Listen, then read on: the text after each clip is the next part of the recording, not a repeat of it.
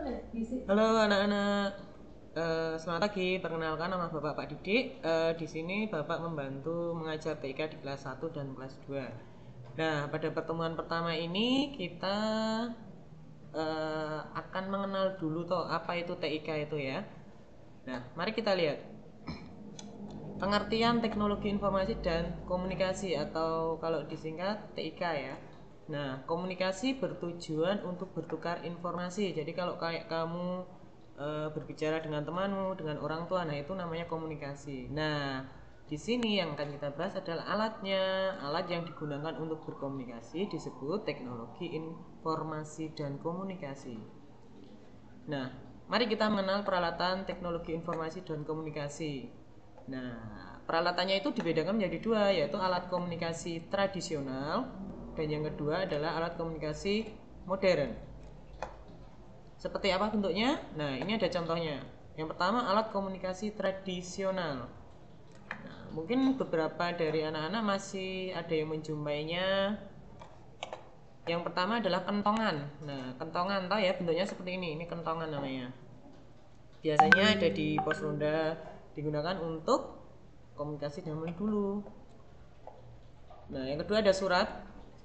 Nah, masih ada yang pakai surat. Nah, kalau menggunakan surat biasanya kita harus ke kantor pos untuk mengirimkannya ya. Kemudian yang ketiga ada beduk. Beduk itu biasanya bentuknya kayak kendang tapi ini lebih besar. Ini biasanya berada di masjid-masjid gitu. Kemudian berikutnya alat komunikasi modern, tadi tradisional, sekarang yang modern. Nah, ada radio. Nah, kenapa dikatakan modern? Modern itu alat komunikasi yang sudah menggunakan mesin.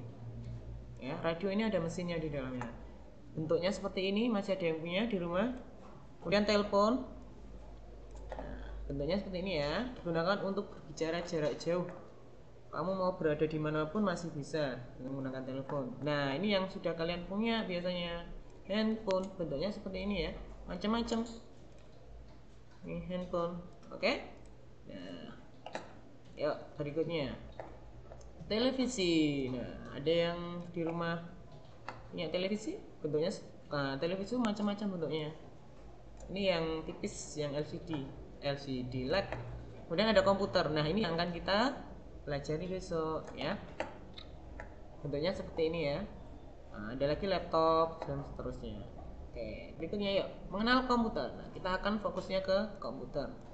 Yang pertama, apa toh itu komputer? Komputer itu sebuah alat elektronik yang digunakan untuk membantu pekerjaan manusia. Membantu dalam bidang apa? Ya banyak hal. Misalnya kamu menulis, dengan komputer kamu bisa mengetik dengan lebih cepat, seperti itu. Sekarang banyak toh komputer digunakan di pabrik-pabrik. Nah, yang kedua, komputer itu dapat kita nyalakan kalau dia mendapatkan energi dari listrik. Kalau nggak ada listrik, maka komputernya nggak bisa menyala. Nah, bagian-bagian komputer sekilas ya, meskipun banyak bagian komputer, ini ada beberapa. Yang pertama adalah monitor. Monitor bentuknya seperti ini, hampir kayak TV.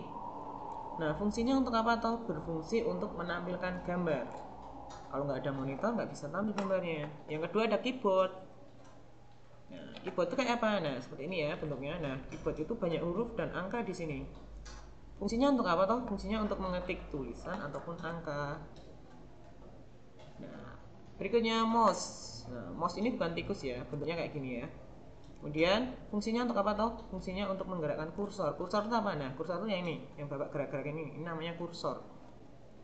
Dan yang terakhir ada printer. Nah, printer untuk apa toh? Printer itu fungsinya untuk mencetak gambar ataupun tulisan. Jadi kalian tidak perlu lagi menulis manual menggunakan ballpoint atau pensil. Nah, ketika sudah diketik, nanti tinggal di print, gambar sama tulisannya akan keluar. Nah, sikap yang baik ketika kamu itu berada di lab komputer. Nah, besok kalau sudah masuk, sudah mengikuti TIK di lab. Nah, sikap yang baik yang pertama harus duduk dengan tenang, nggak boleh rame ya. Yang kedua, membantu teman yang kesulitan. Nah, kalau ada teman yang kesulitan, silakan dibantu. Ya, jangan egois. Misalnya ada teman yang tanya, ya kalau bisa dijawab, dibantu. Yang ketiga, berbagi komputer dengan teman yang belum dapat. Nah, ini biasanya sering rebutan. besok nggak boleh ya, ini kita saling berbagi karena komputernya terbatas, maka besok harus saling berbagi.